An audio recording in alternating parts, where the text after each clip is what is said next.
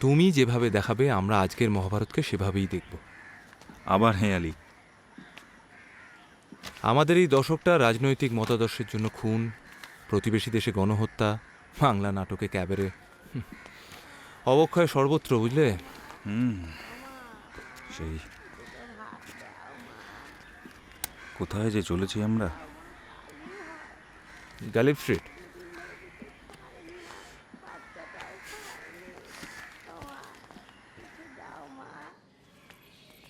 আসুন, ওই সামনে গিয়ে বাঁদিকের ঘরটা ব্রজদার।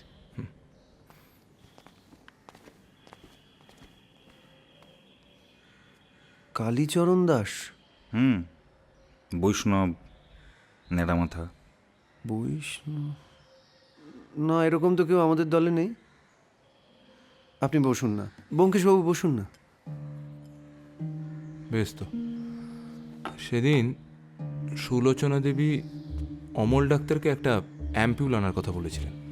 আপনারই দলের একজন শুনেছিল। তা আপনি কিছু জানেন এ ব্যাপারে? সায়ানাইডের অ্যাম্পিউল? অমল ডাক্তার তো বললেন ওটা অ্যাবর্শন করানোর জন্য।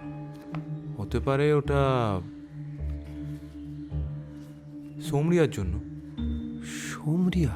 হ্যাঁ, সম্ভবত সুলোচনা দেবী জানতেন যে সোমরিয়া অন্তঃসত্ত্বা। তা আপনি? না, আমি এই সমস্ত কিছু জানি না, খবরও রাখি না। তা শোয়ের আগে বিশুপালকে কেমন দেখেছিলেন? স্টেডি নাকি একটু ভয় পেয়ে বা ঘাবড়েছিল? না, বিশু প্রতিটা শোয়ের আগেই ড্রিঙ্ক করতো, কিন্তু সেদিন তো স্টেডি ছিল। কেন? সেদিন ওর সাজঘরের আয়নায় কেউ একটা লেখা সাঁটিয়ে দিয়েছিল, অদ্য শেষ রজনী। আনন্দবাজারি হরফ কেটে লেখা। আসলে কি জানেন তো, কোথাও হয়তো একটা পোয়েটিক জাস্টিস আছে।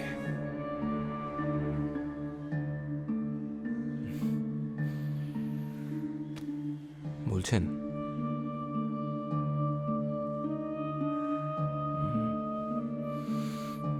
স্বাভাবিক। যাকে আশ্রয় দিলেন পেছন থেকে ছুরিটা তো সেই মারল।